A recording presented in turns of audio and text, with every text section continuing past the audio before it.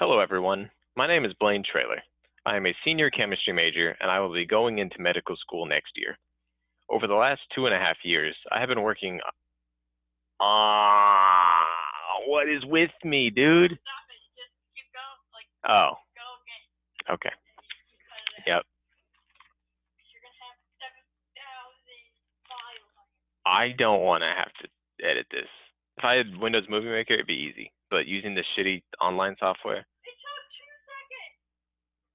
I'll fix it for you. No, we started from right here. I'm just going to read the whole thing again. Okay? Okay. I got it this time, I promise. Okay, are you ready?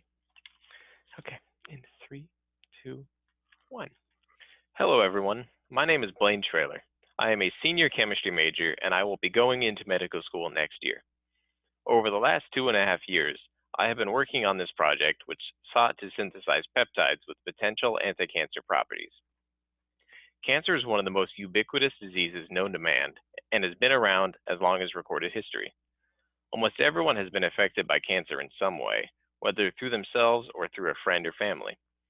More specifically, 1 in 8 women will be diagnosed with breast cancer at some point in their lifetime. I don't enjoy thinking that there's a 12% chance that my little sister will someday develop breast cancer, so my duty as a brother and my future in healthcare served as my motivation to pursue this study. New cancer treatments are being developed every day, but I doubt that slug mucus is what comes to mind when someone thinks of a cancer treatment. A study published in the Journal of Computational Structural Biotechnology sequenced the peptides found in the mucus of the sea slug species Anticancer fulcia and found many peptides with potential anti-cancer properties. Using this study as a springboard, I chose one of the most promising sequences, glycine, cysteine, glycine, asparagine, serine, or GCGNS, as a peptide to synthesize and test its anti-cancer properties against MCF7 breast cancer cells. To create a variety of peptides, I decided to substitute glycine in for all other amino acids in the sequence, and to change the order of amino acids to see if this had any effect on its anti-cancer activity.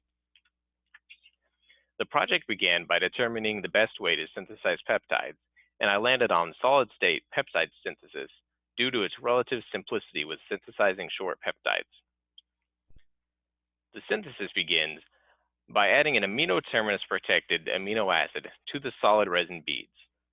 The amino terminus must be protected as there are a number of unwanted reactions that can occur at this site, so I needed to be sure that only the reaction I wanted to occur would occur here. After binding the amino acid 5 to the resin, it can be deprotected so the amino acid 4 can be coupled to it. This cycle was then repeated until the peptide contained 5 amino acids connected to the resin. The peptide is then cleaved from the resin, exposing the carboxy terminus on the 5th amino acid.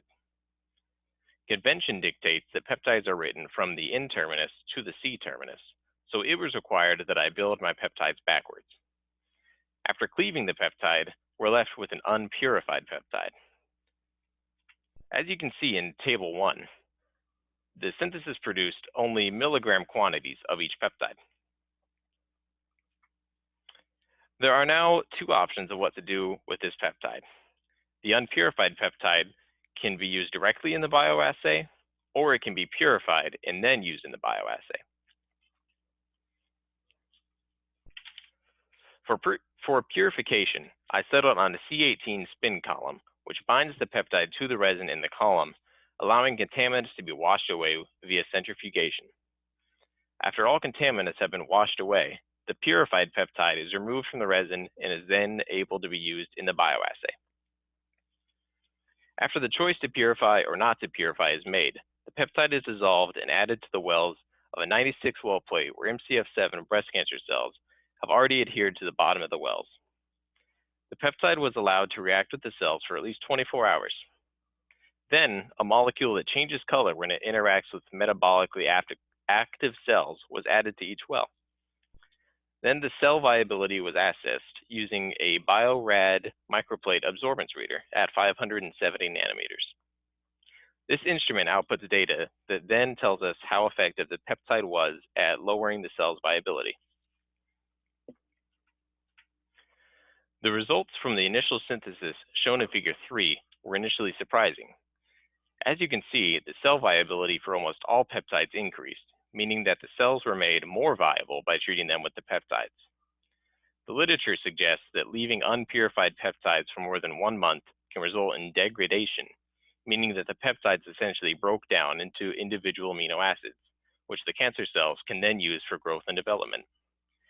This indicated that I needed to change the synthesis protocol to speed up the process.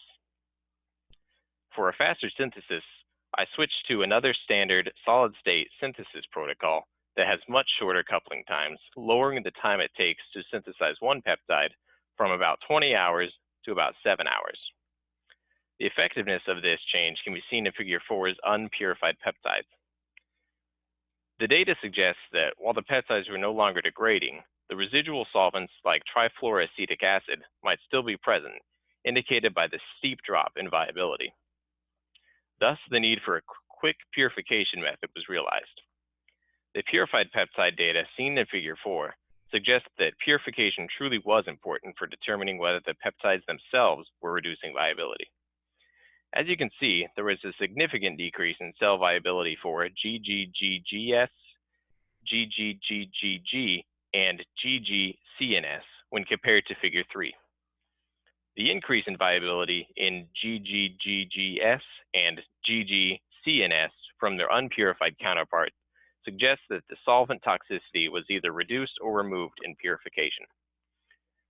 These results suggest that these 3 peptides have some anti-cancer properties against MCF7 breast cancer cells, and hopefully the future work can be done on these peptides to potentially develop treatments for breast cancer. In summary, I synthesized a handful of peptides for use in a bioassay with breast cancer cells. Initial bioassay data showed the need for purification, so a quick purification method was developed. 3 of the peptides showed promise of reducing cell viability. Throughout this project, I learned a lot about the art of synthesis, how to culture malignant cancer cells and prepare them for use in a bioassay, and most importantly, how to tackle a project that spans over many semesters that requires working closely with my advisor and keeping organized enough to make sense of the project at the end. Overall, I was ecstatic to work on this project for the last 2.5 years, and I am proud of the contributions that I have made to the understanding of the enigma that is cancer.